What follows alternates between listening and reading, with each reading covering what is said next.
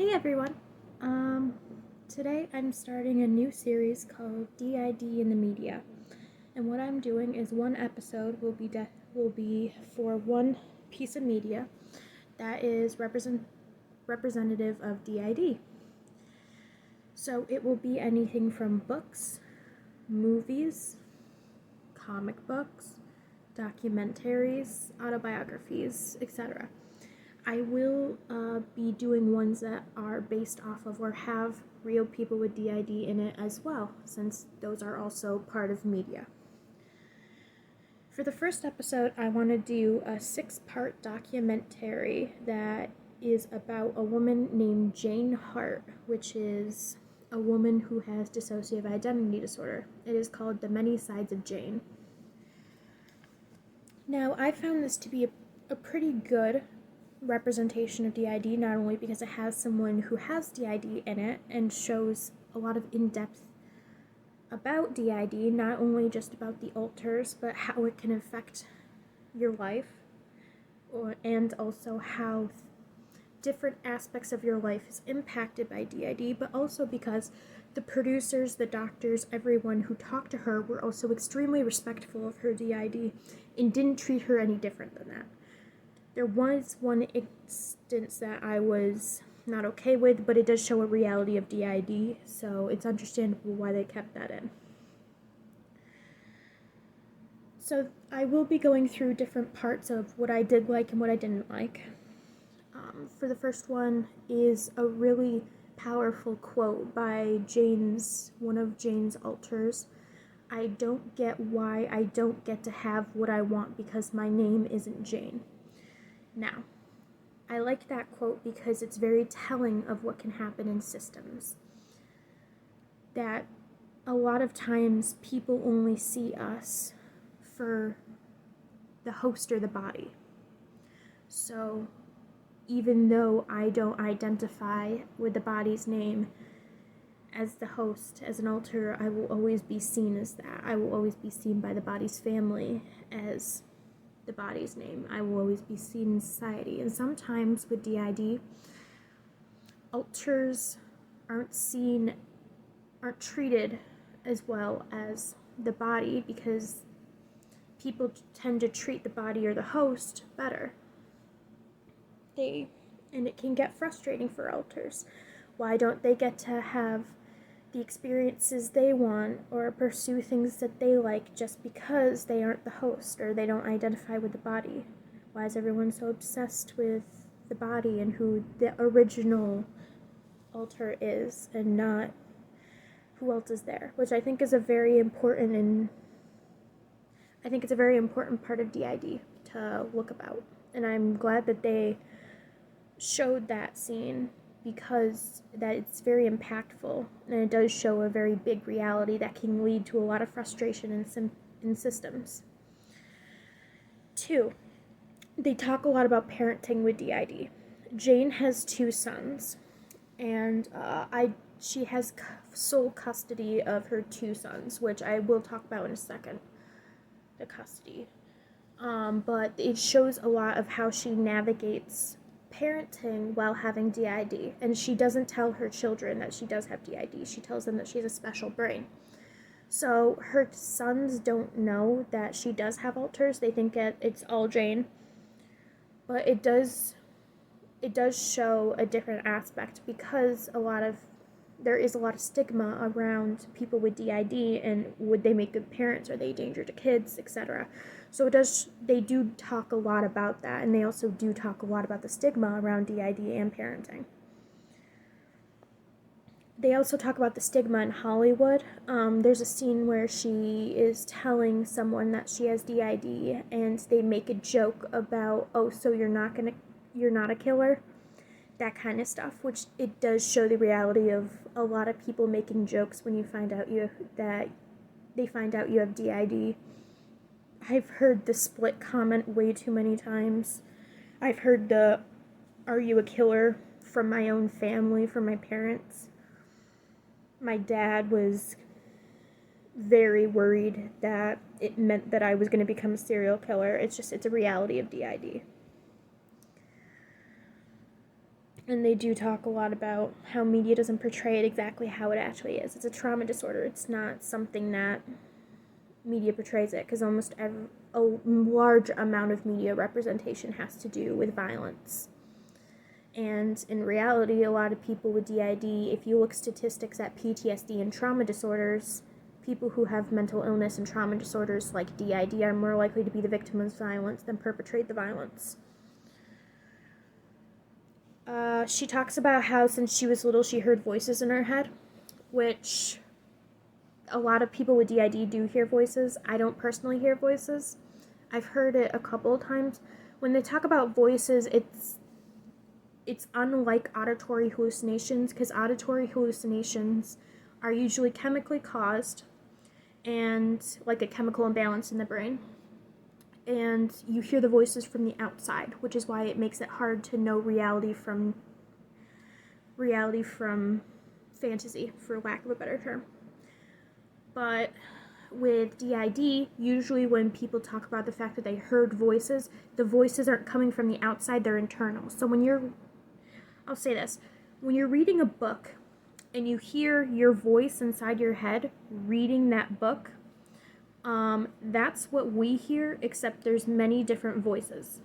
They can sound the same, they can sound different, they can sound older, younger, raspier, etc. So usually when people with DID say that we hear voices, unless they're a system that also has comorbid psychotic symptoms that include auditory hallucinations, usually what they're talking about is multiple internal monologues, which is a bit different than the blanket statement of we hear voices. She talks a bit about how her memories started coming back to her at 17. For some systems, they do have memories that start to come back. I've had some memories that come back. Some people don't have no recollection of the trauma that happened to them. It's different, but she does show a very good, she does really go in depth a lot about how the memories start coming back, because it's not just you get random memory. Sometimes that can happen, but for her, she talks a lot about how first it was sounds, familiar settings, sometimes dreams even, of like a flash of something, but not the full thing. And she talks a lot about how her memories with DID, which mine are a lot like this too, is it's the beginning and it's the end, but then there's a whole middle that's just gone. And that's a lot, I've heard it from a lot of other systems too, that it's a lot like that. For me too, it's just you remember a bit about the beginning, you remember a bit about the end, but the middle chunk, usually from when an alter switched out or you're extremely dissociated, is complete amnesia. Or some memories you do have some recollection of. You do know some memories, or some trauma memories you have no idea. Her and her psychologist talk about the fact that there are some memories that she does not have at all, and that they are discovering more memories that she had no recollection of. So it does talk a lot about memories and amnesia with DID. Marital issues. She is, her system is divorced.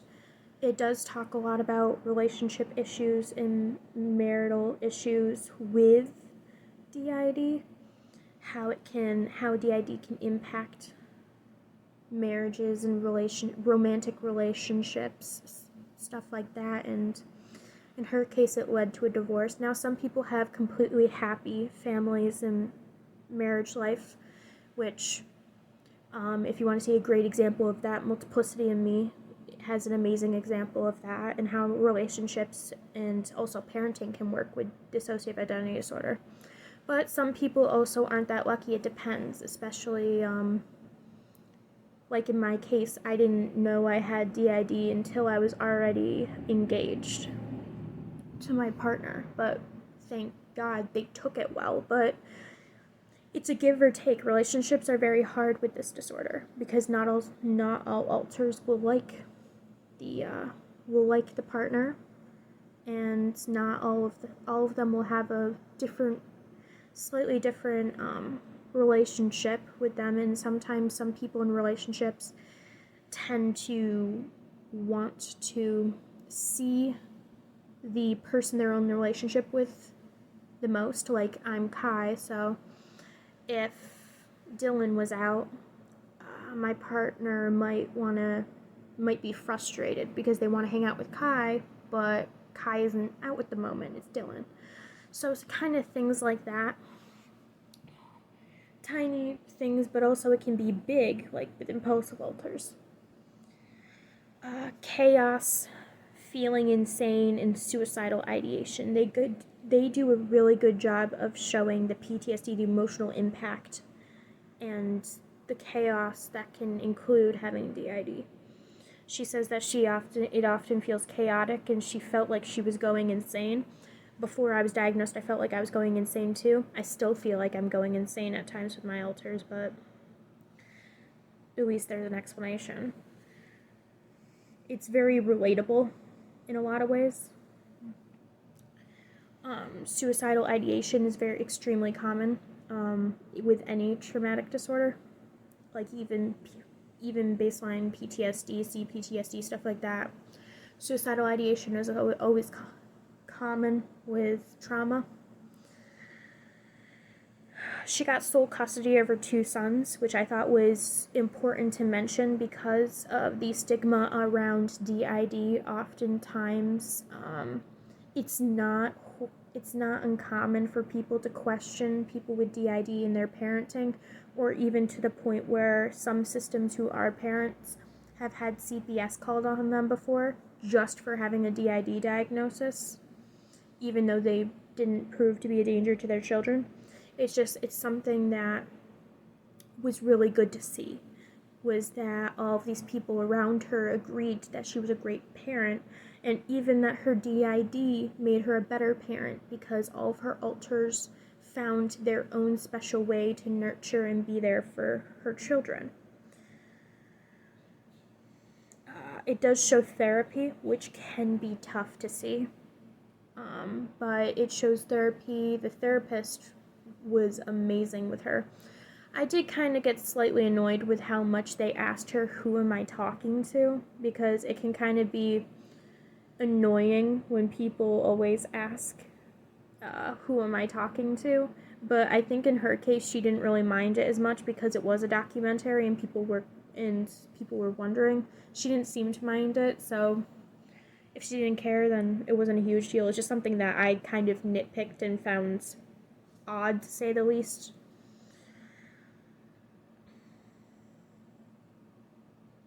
She talks about her alters a lot, which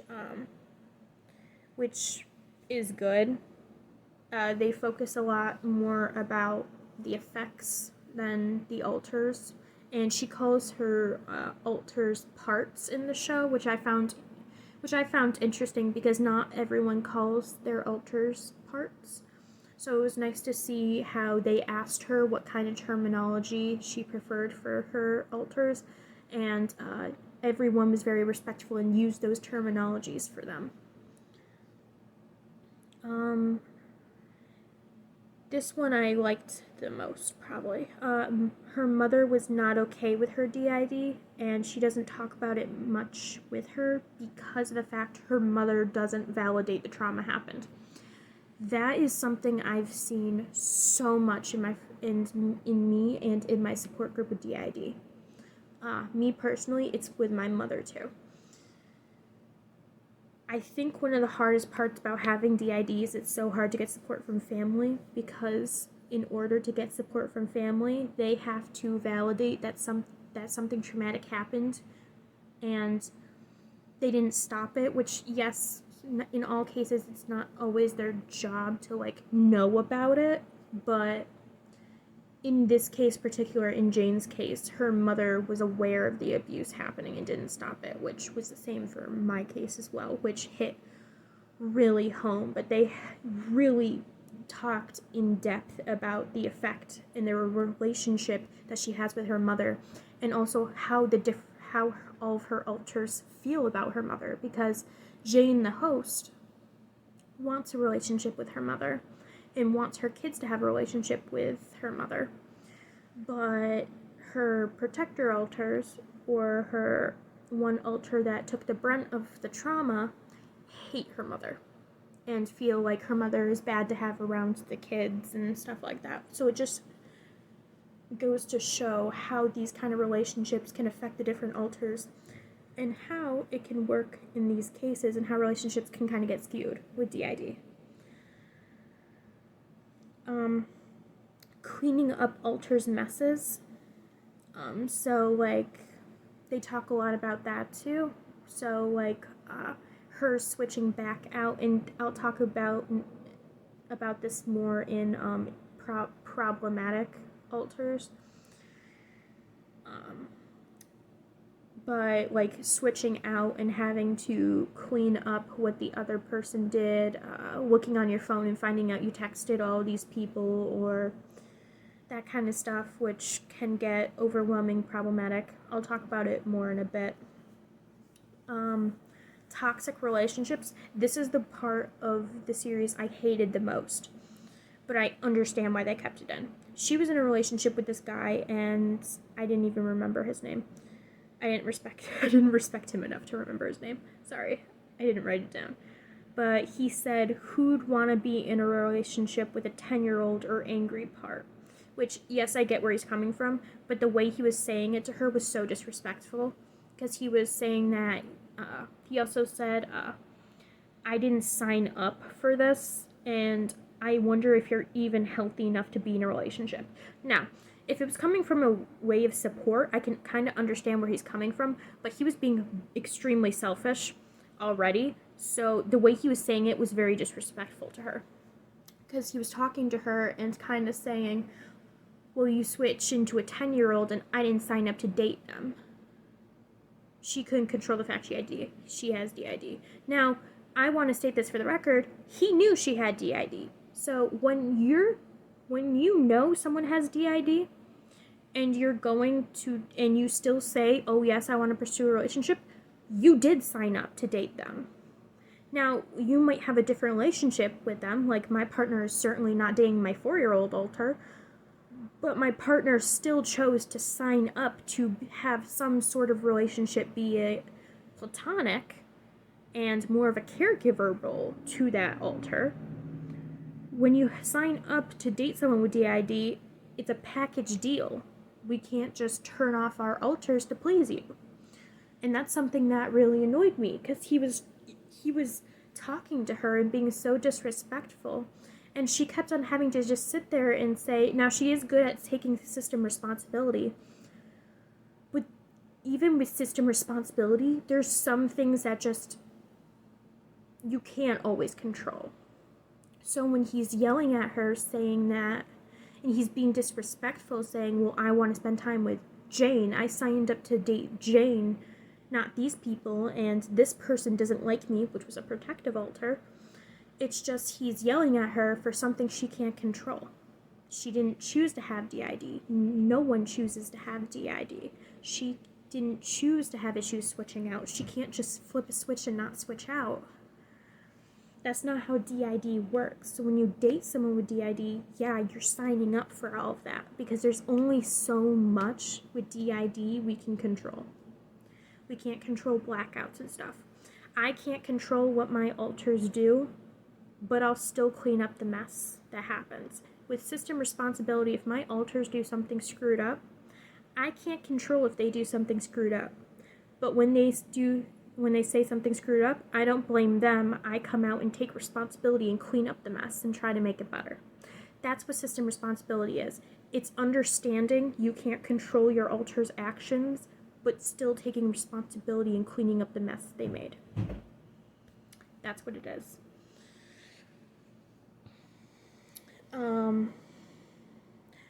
This goes into the next part.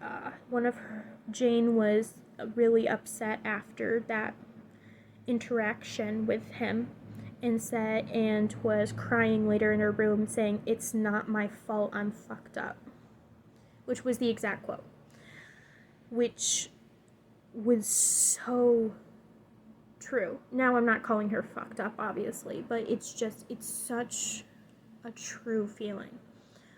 And I know it's a feeling I've felt constantly, and I think many systems can relate to that constant feeling of you having to deal with the repercussions and living with DID over something that wasn't your fault.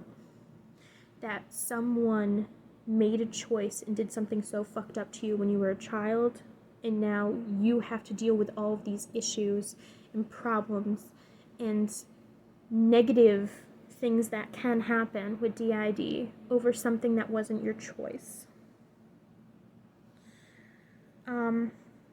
Problematic alters. No, I'm problematic loosely, but the alters themselves aren't problematic. The choices they make are problematic, is what I mean. Tattoos without consent, impulsive spending, partying, dramatic and attention seeking. She has an alter, I think it was Ashley. I'm pretty sure they established that her alter Ashley was the one who was doing these problematic actions. But just she would wake up with a tattoo that was poorly done, and she admits that the tattoo was poorly done on her arm. She would switch back out and see that in one instance that the alter dropped $80 on clothes, and she's a single mother of 2 children, so they can't afford to do that. Just partying and getting drunk, and of course, she has to wake up with the after effects of that. And by dramatic and attention seeking, she does say that the alter does like to be the center of attention. That isn't me making a judgment, it's their words. The alter admits that she likes being the center of attention. And it can manifest in her switching out at inappropriate times so she can get that attention. Like, for example, they went to a poetry thing, and this alter was trying to switch out so she could read the poetry and get the praise when Jane wanted to read her poetry. They talk about nightmares a lot and how a lot of the PTSD symptoms, so like panic attacks, flashbacks, night terrors, and trauma memories that happen at nighttime. She brings out her journals and diaries and talks about she doesn't remember a lot of the entries. She talks about how she found drawings of the abuse she made when she was 8. Not of the abuse, but she found a symptom of CSA is drawing, writing, talking about inappropriate content at a very young age where you shouldn't really be knowing a lot about it, or being extremely hypersexual if you are at an age where you do kind of know about it. And she found inappropriate drawings that she made when she was 8 years old. Those kind of signs of abuse. She talks about discovering memories, which I already wrote on the list. Alters avoiding remembering was a common one as well. So whenever she would try to talk about like memories and stuff, she would have alters switching out. Alters trying their best to avoid remembering the abuse or denying that the abuse happened. The biggest one was one alter who switched out and was just saying, I wasn't abused, he loved us, he took care of us. That kind of stuff, where it's a huge amount of denial. And that's a huge part of DID, is imposter syndrome, is denial. Not only of you having DID to begin with, imposter syndrome, you trying to make excuses for how you don't have DID, but also you trying to make excuses and deny that the trauma even happened. Denial is so deep-rooted in trauma and trauma disorders. She talks about finding clues for memories, which when you have a disorder that causes amnesia, it makes you like your own little Sherlock Holmes. A lot of trying to, because you have to piece together what happened to you, because a lot of the memories you don't have, or there's huge chunks of memories gone, and you have to even after the trauma's done and you switch out, you have to go back through and find clues for what happened when you were gone. And the final one in this was she participates in a study for DID. Now, this was made a while ago, so they've already done studies that show brains on MRI scans.